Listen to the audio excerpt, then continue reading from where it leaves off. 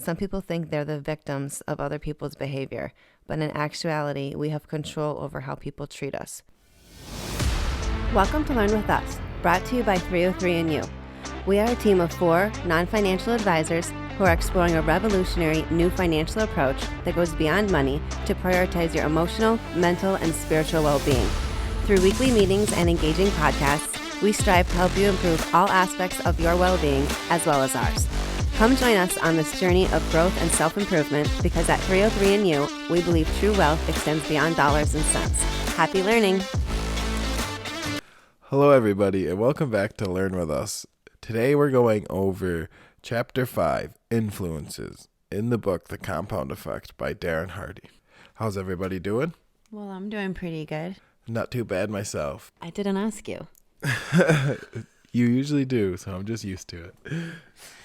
The first paragraph of Chapter 5 basically sums up everything we've talked about this whole last month or so and what we're going to talk about today. So, Amanda, take it away. Hopefully by now you understand exactly how important your choices are. Even those that seem insignificant when compounded can make an extreme impact on your life. We've also discussed the fact that you are 100% responsible for your life. You alone are responsible for the choices you make and the actions you take. That said, you must also realize your choices, behaviors, and habits are influenced by very powerful external forces. Most of us aren't aware of the subtle control these forces have on our lives. For you to sustain your positive trajectory toward your goals, you'll need to understand and govern these influences so they will support rather than derail your journey toward success. Everyone is affected by 3 kinds of influences. Input, which is what you feed your mind, associations, the people with whom you spend your time, and your environment, which is your surroundings. We really couldn't have said that any better. So, best way to start would be number 1, input. Garbage in, garbage out. He says if you want your brain to perform at its peak, you've got to be even more vigilant about what you feed it. Are you feeding it news summaries or mind-numbing sitcoms? You know, it's weird though. He really goes on to say that the news itself is bad too. So it's like those are double. You lose either way. Because unfortunately the news is mostly negative. Yes, they never want to share any great deed. Doesn't sell. Which leads to the next part, which I really like. He says, your brain is not designed to make you happy. Your brain has only one agenda in mind, and that's survival. It's always watching for signs of lack and attack. Your brain is programmed to seek out the negative. And marketers know that, so they use your fears as the news does, because you're going to want to worry about terrorists, and you're not going to worry about Jimmy winning the spelling bee. He says, so when you switch on that radio on the way to work and get bombarded with all those reports about robbery, fires, attacks, the tanking economy, your brain lights up. It will now spend all day chewing over that feast of fear, worry, and negativity. And then same deal when you tune into the evening news after work. More bad news, perfect. Your mind will stew on it all night long. And you think you're educating yourself, staying informed in the world, but really, you're hurting yourself because you're influencing yourself with stuff you can't even change. You have no control over the army. He says, left to its own devices, your mind will traffic in the negative, worrisome, and fearful all day and night. We can't change our DNA, but we can change our behavior. We can teach our minds to look beyond the lack and attack. We can be disciplined and proactive about what we allow in. And then that's when he says, don't drink the dirty water. He says, your mind is like an empty glass. It'll hold anything you put into it. You put in sensational news, salacious headlines, talk show rants, and you're pouring dirty water into your glass. If you've got dark, dismal, worrisome water in your glass, everything you create will be filtered through that muddy mess, because that's what you'll be thinking about. He goes on to say that if you start filling it full of good information, positive things, good podcast information, stuff like that, you can take the muddy water and eventually you can filter it right out of your life. And you can end up with a glass of pure, clear water. He said, what is clear water? Positive, inspirational, and supportive input and ideas. So stories of aspiration, people who, despite challenges, are overcoming obstacles and achieving great things, strategies of success and prosperity. Those are examples of what's good. I was trying to think of some ways, but I had one that we were doing TikTok and I was watching all this horrible stuff, but now we reset the category and started only church stuff for me personally. That's what I've been watching, and it's filled it right full. And I don't need it's other stuff still comes in, but that's not what I end up watching a lot more of. Is No, I did the same thing with my TikTok. I didn't even mean to, but I would dwell and watch these things and then research more on that topic, whatever it was. And before I knew it, that's all I got was about this one subject that was not even, it wasn't good. It was a negative thing. And I did the same thing. I stopped watching, scroll as quickly as you can over it, and then your algorithm can reset. And now all my stuff is positive and learning and funny kid things. no, it's amazing because you didn't. I wasn't even caring. It was like, whatever. This is TikTok, but you can make it whatever you want. So it could be any. You can quit watching TV. Well, at first maybe you could stop watching just murder mysteries and being worried someone's coming for you. Start watching soccer games or something. I don't know a good replace. I like this part. Unless you decide to hole up in a cave or on a desert island, you're going to get dirty water in your glass. It's going to be on billboards, on CNN while you're walking through the airport, on the screaming tabloid headlines at the checkout when you're buying groceries. Even your friends, family members, and your own negative mental tapes can flood dirty water into your glass. I was thinking coworkers always being like, oh, this job stinks. And it's like, why do you have to say that? Like, it's so early in the morning. We haven't even started. Like, come on. Now I'm going to sit here and dwell on all the bad things. And you've, like, planted that seed, as he says. And he says maybe that you can't avoid all situations like that, specifically if you're talking about that. But I guess I would suggest trying to figure out a way around it. Like, if you don't need to be available to talk or listen, then put in some headphones while you're doing your work, and then you won't have to hear them.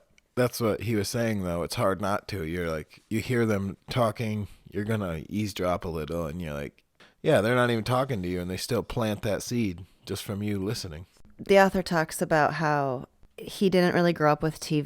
He used to just watch like a show or two that was on regular television. It wasn't part of their family life. And he says that I managed somehow to thrive without it, and that's given me a clearer perspective.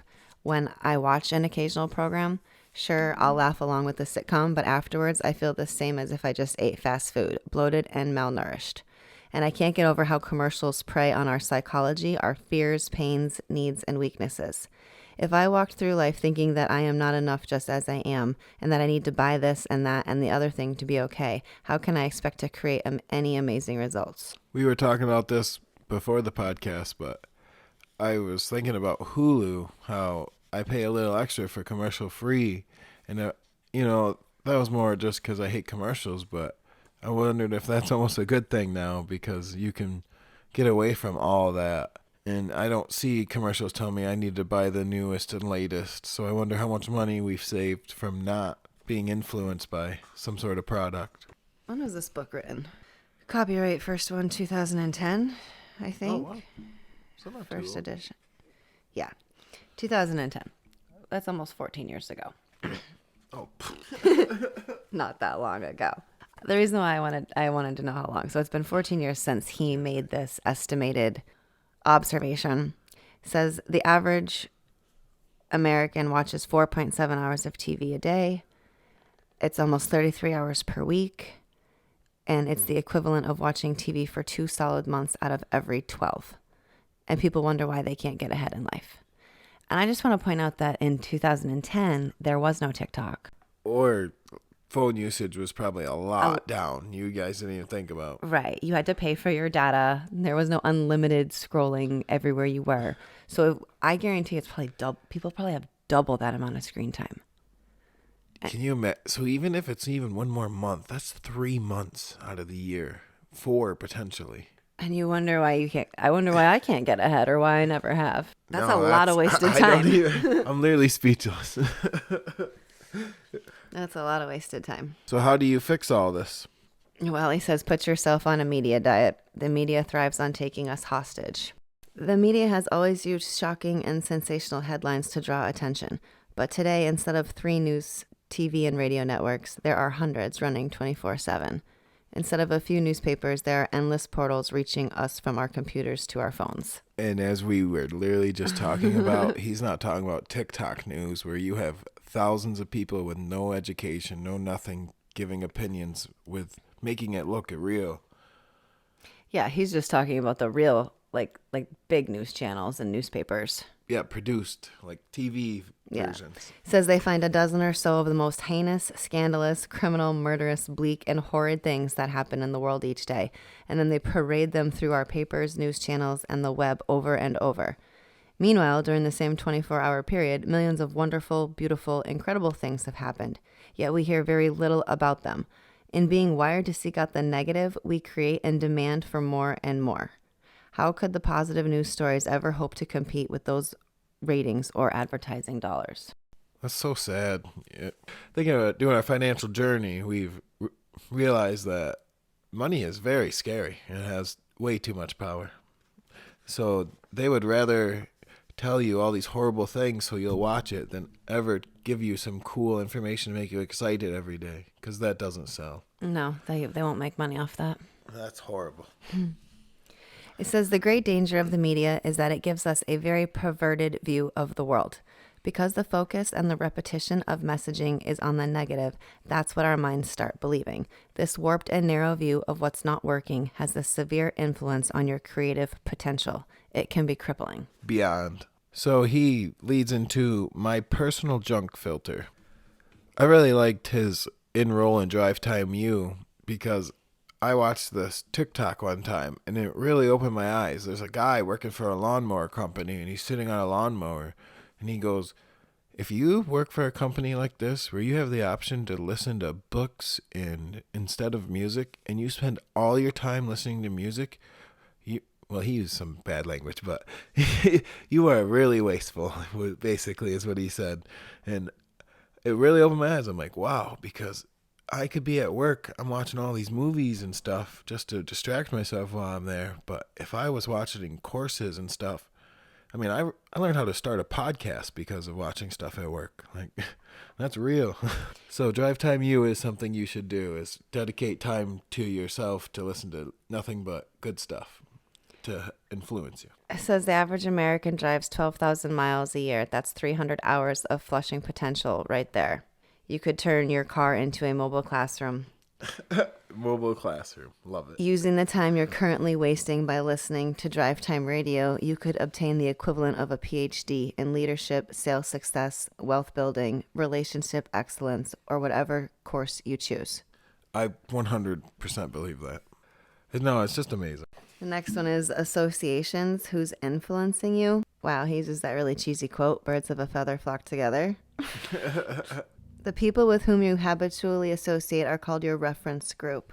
And your reference group determines as much as 95% of your success or failure in life. That's a hard one to accept because you think it's about, like, being better than everyone else. That's what I feel like, and it's hard for me to, I'm not trying to tell you I'm better. It's we're not the same, and that's okay, but, because he ends up telling you need to get rid of some people in your life. He says, who do you spend your time with? Who are the people you most admire? Are these two groups of people exactly the same? If not, why not? We become the combined average of the 5 people we hang around the most. Ron would continue to say that we could tell the quality of our health, attitude, and income by looking at the people around us. I'm sorry, Jim Ron, that was his name. The people with whom we spend our time determine what conversations dominate our attention and to which attitudes and opinions we are regularly exposed. Eventually, we start to eat what they eat, talk like they talk, read what they read, think like they think, watch what they watch, treat people how they treat them, even dress like they dress. The funny thing is, more often than not, we are completely unaware of the similarities between us and our circle of 5. It's amazing because if you don't watch sports and all your friends do, eventually you're going to start watching the game and you'll start caring. And before you know it, you're going to be maybe not as thrilled as them, but you'll definitely be into sports. So if you start hanging out with people who do nothing but talk about money, they're going to start getting rich. It almost has to be. It's what they're doing. It's what they think about. Yeah, swings both ways. It says their influence is so subtle that it's like being on an inner tube out in the ocean, feeling like you're floating in place until you look up and realize the gentle current has pushed you a half a mile down the shore. Think of your friends who order greasy appetizers or a cocktail before dinner, and that's their routine. Hang out with them enough, and you'll find yourself grabbing for cheese nachos and potato skins and joining them for that extra beer or glass of wine, matching their pace. Meanwhile, your other friends order healthy food and talk about inspiring books they're reading and their ambitions in their businesses, and you begin to assimilate their behaviors and habits. So watch out. You cannot hang out with the negative people and expect to live a positive life. No, that's what I was talking about before. It was hard for me to think about because it's like I have these people who I want to be their friends, but the way they act is just so hard. It's like you can't be around that much negativity. It's not helpful for any reason to just complain all day or never try to fix the situation. Now that you've started to carefully consider with whom you spend your time, let's go a little deeper. As Jim Rohn taught me, it's powerful to evaluate and shift your associations into 3 categories: disassociations, limited associations, and expanded associations. So let's break them down. We got the first one, disassociation, which I was talking about earlier, is one of the harder ones because you have to realize that there's a difference between your friendship and your personal life, and you have to choose your personal life at the end of the day. Another reason it's been really hard for us is we been thinking about moving back to New York, but I have this fear of all my old ways are stuck there. Like when we moved out, we made a bunch of new choices to start over. By moving back there, old friends, old habits will be right back. And he's kind of confirming that right now with this. The next one is limited associations. It says there are some people you can spend 3 hours with, but not 3 days, and others you can spend 3 minutes with and not 3 hours. Always remember that the influence of associations is both powerful and subtle. The person you're walking with can determine whether you slow your pace or quicken it, literally and figuratively. Also, you can't help but be touched by the dominant attitudes, actions, and behaviors of the people with whom you spend time. Decide how much you can afford to be influenced based on how those people represent themselves. He says, I've got a neighbor who's a 3-minute friend. For 3 minutes, we have a great chit chat, but we wouldn't mesh for 3 hours. I can hang out with an old high school friend for 3 hours, but he's not a 3-day kind of guy. And then there are some people I can hang around with for a few days, but wouldn't go on an extended vacation with. Take a look at your relationships and make sure you're not spending 3 hours with a 3-minute person.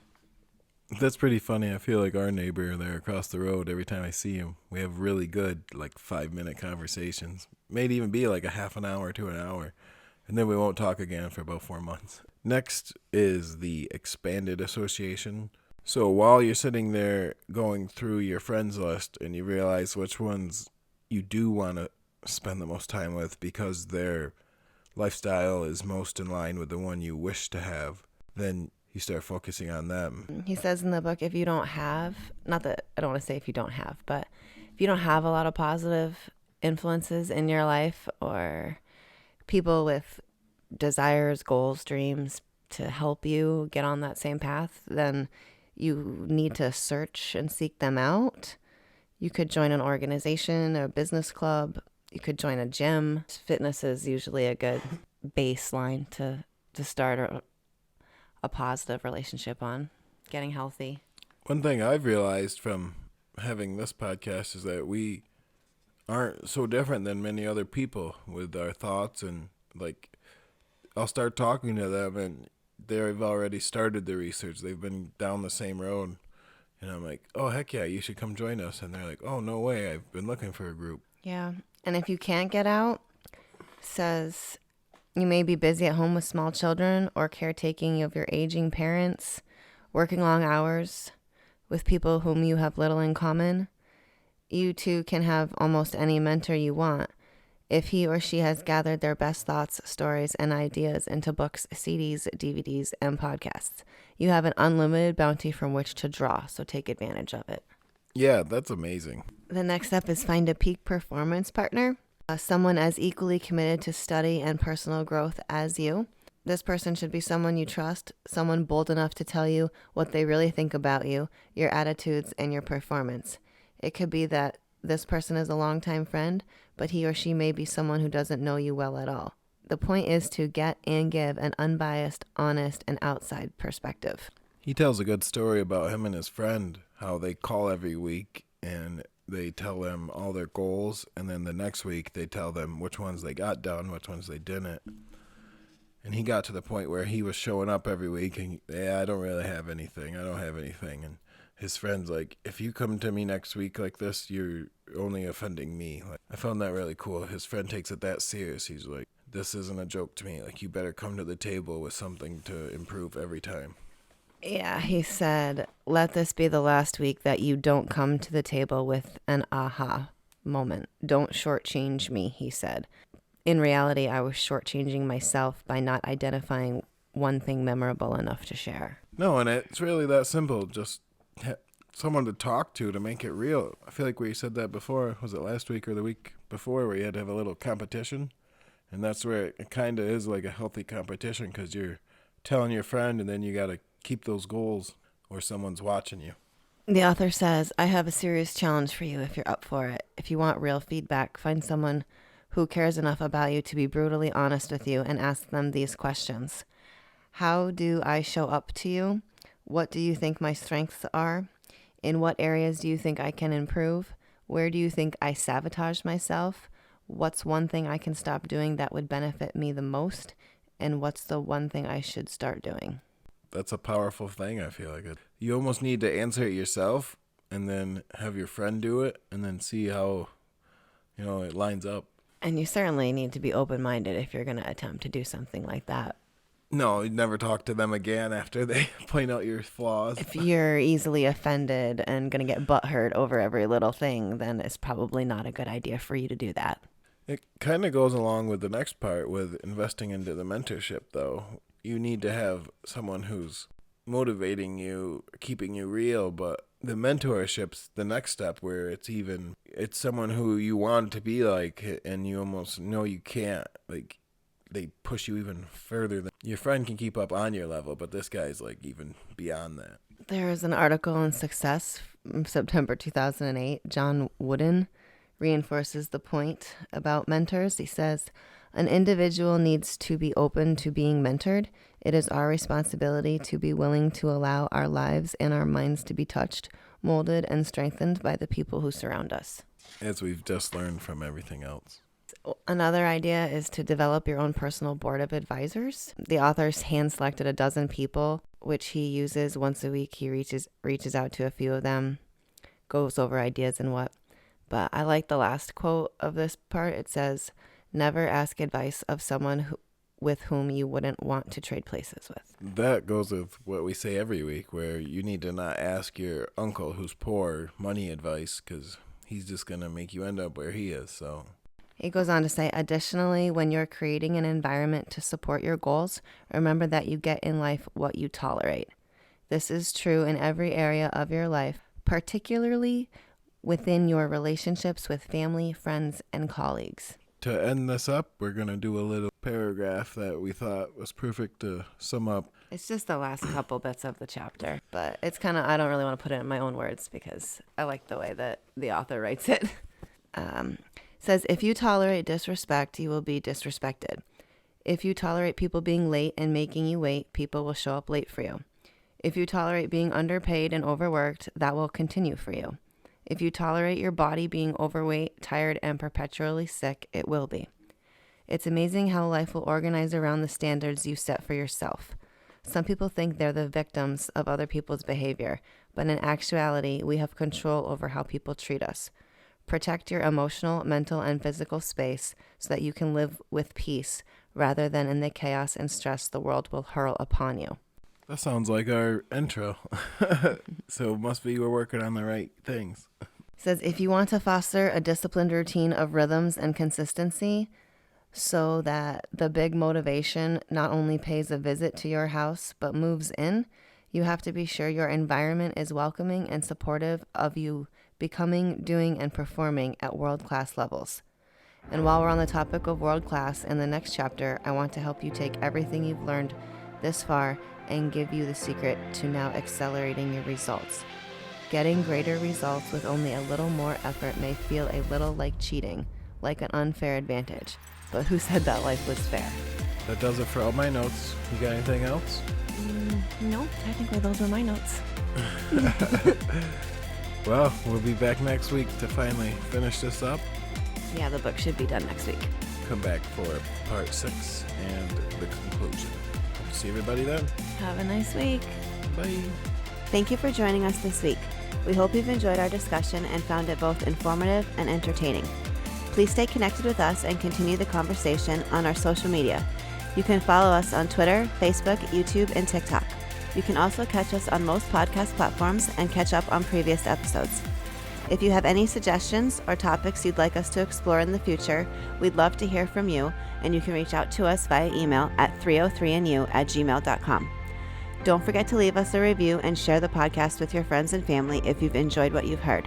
We will be back next week with more engaging topics and insightful conversations. Until then, take care, stay curious, and happy learning.